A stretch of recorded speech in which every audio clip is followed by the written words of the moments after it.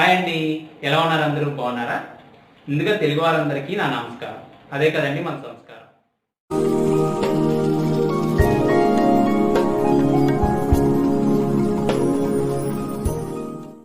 ఈరోజు 4వ నైవేద్యం కింద మంచి ఇంట్రెస్టింగ్ రెసిపీని తయారు చేస్తున్నానండి.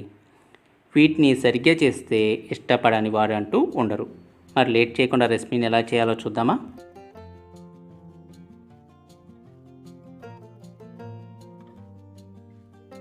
ముందుగా ఈ రెసిపీ కోసం అరకప్పు సాయిగుళ్ళను తీసుకుని సన్నటి సెగ మీద దోరగా వేయించుకోవాలి. వీటిని వేయించుకునే పద్ధతి బట్టే మనకి ఫ్లేవర్ అనేది బాగా వస్తుంది. అందుకే మాడకుండా జాగ్రత్తగా వేయించుకోవాలి. సాయిగుళ్ళు ఇలా బాగా వేగిన తర్వాత స్టవ్ ఆఫ్ చేసి వీటిని 5 నుంచి 10 నిమిషాల పాటు చల్లారపెట్టుకోవాలి. 5 నిమిషాల తర్వాత వీటిని మిక్సీ జార్లోకి తీసుకుని మెత్తగా పొడి చేసుకోవాలి. ఇలా పొడి చేసుకున్న మిశ్రమాన్ని ఒక బౌల్లోకి తీసుకుని పక్కన పెట్టుకోవాలి. ఇప్పుడు ఒక మిక్సింగ్ బౌల్ తీసుకుని ఇందులో 2 కప్పుల బియ్యం పిండిని యాడ్ చేసుకోవాలి. ఇప్పుడు మనం మిక్సీ పట్టుకున్న సున్నుని దీనిలోకి యాడ్ చేసుకోవాలి.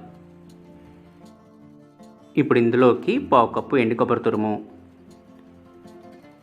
అలాగే 1/2 కప్పు తెల్ల నువ్వుల్ని యాడ్ చేసుకోవాలి. 1 టీ స్పూన్ యాలకుల పొడి. ఇప్పుడు మొత్తాన్ని మిక్స్ చేసుకుని పక్కన పెట్టుకోవాలి. ఇప్పుడు స్టవ్ వెలిగించి ఒక ప్యాన్ తీసుకొని ఇందులోకి 1 కప్పు బెల్లాన్ని యాడ్ చేసుకుని అరకప్పు నీళ్లు పోసుకోవాలి.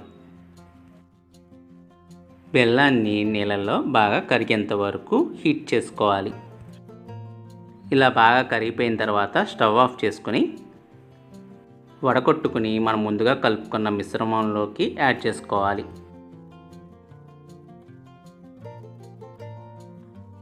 ఈ బెల్లం నీళ్ళలో ఈ పిండి అంతా బాగా కలిసేట్టుగా కలుపుకోవాలి.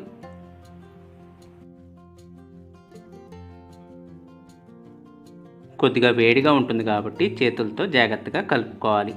చూసారుగా, ఇలా ముద్దగా చపాతీ పిండిలాగా కలుపుకొని పక్కన పెట్టుకోవాలి.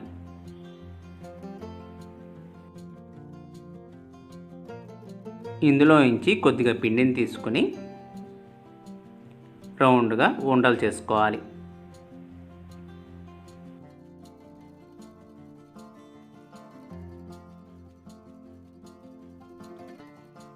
ఇలాగే మిగిలిన పిండిని ఉండలుగా చేసుకుని పక్కన పెట్టుకోవాలి.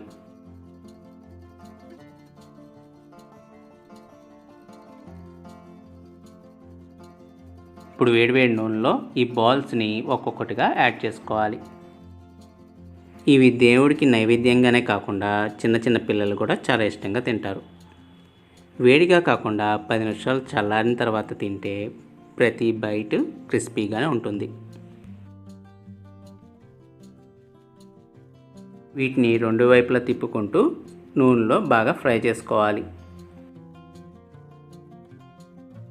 చూస్తాకి మనకి గులాబ్ జామున్ లాగా ఉంటాయి, కానీ చాలా క్రిస్పీగా ఉంటాయి. ఇలా బాగా ఎర్రగా వేగిన తర్వాత నూనెలోంచి తీసేసుకుని ఒక ప్లేట్లోకి సర్వ్ చేసుకోవాలి.